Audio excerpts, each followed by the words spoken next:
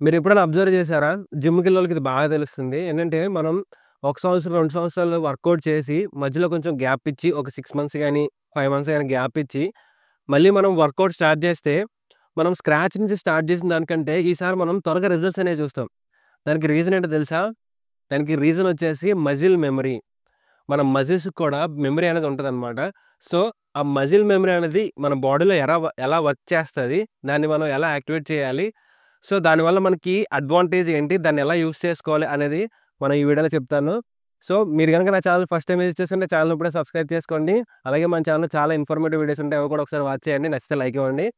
So, late చేయకుండా video అయితే start చేసేద్దాం.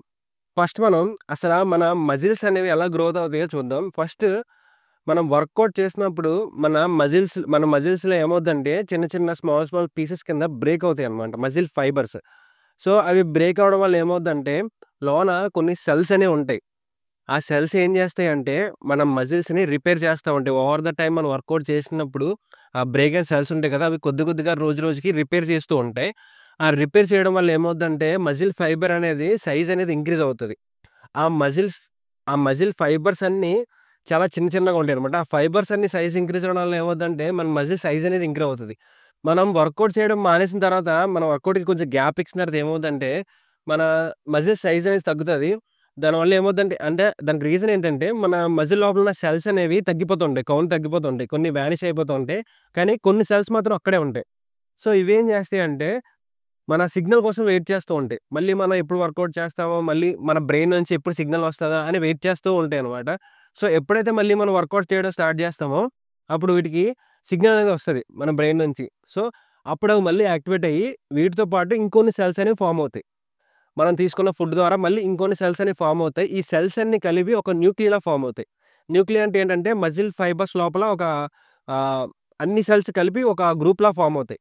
సో, గ్రూప్‌లా ఫార్మ్ అయ్యి ఈటి పనేంటంటే మనం వర్కౌట్ చేసిన తర్వాత మన మజిల్ బ్రేక్ అవుతది కదా! ఆ బ్రేక్ అయిన మజిల్‌ని రిపేర్ చేసి వాటి సైజ్‌ని ఇంక్రీజ్ చేయడమే వీటి పని. సో, వీటికేంటంటే ఆల్రెడీ ఒక బ్లూ ప్రింట్ అనేది ఉంటది. ఆల్రెడీ ఇంతకుముందు మనం వర్కౌట్ చేసాం కాబట్టి, సో, వీటికి ఏంటంటే ఒక బ్లూ ప్రింట్‌లా ఉంటది. మళ్ళీ మనం వర్కౌట్ చేయడం స్టార్ట్ చేస్తే చాలు.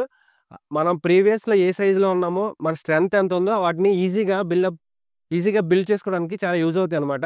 సో, అది మజిల్ మెమరీ యొక్క అడ్వాంటేజ్. ఇది పర్సన్ టు పర్సన్ చేంజ్ ఉండొచ్చు. అందరికి ఒకేలా ఉండకపోవచ్చు. అంటే మనం ప్రీవియస్‌గా చేసిన వర్కౌట్స్ బట్టి మన మజిల్ మెమరీ అనేది ఉంటది. సో, నెక్స్ట్ ఇంకోటేంటంటే సరే మజిల్ మెమరీ ఉంది. మజిల్ మెమరీ అంటే జిమ్ చేసే ప్రతి ఒక్కళ్ళకి మజిల్ మెమరీ ఉంటది కదా! అని చెప్పేసి మళ్ళీ మనం ఒక 6 మంత్స్ గ్యాప్ ఇచ్చి వచ్చి ఫస్ట్ డే వచ్చి జిమ్‌కొచ్చి నాకు మజిల్ మెమరీ ఉంది కదా! నేను వర్కౌట్ చేయడం స్టార్ట్ చేస్తే నా మజిల్స్ తెలుస్తది కదా! అని చెప్పేసి ఇంతకుముందు నువ్వు 100 కేజీలు వెయిట్ లిఫ్ట్ చేసేవాడివి బెంచ్ ప్రెస్.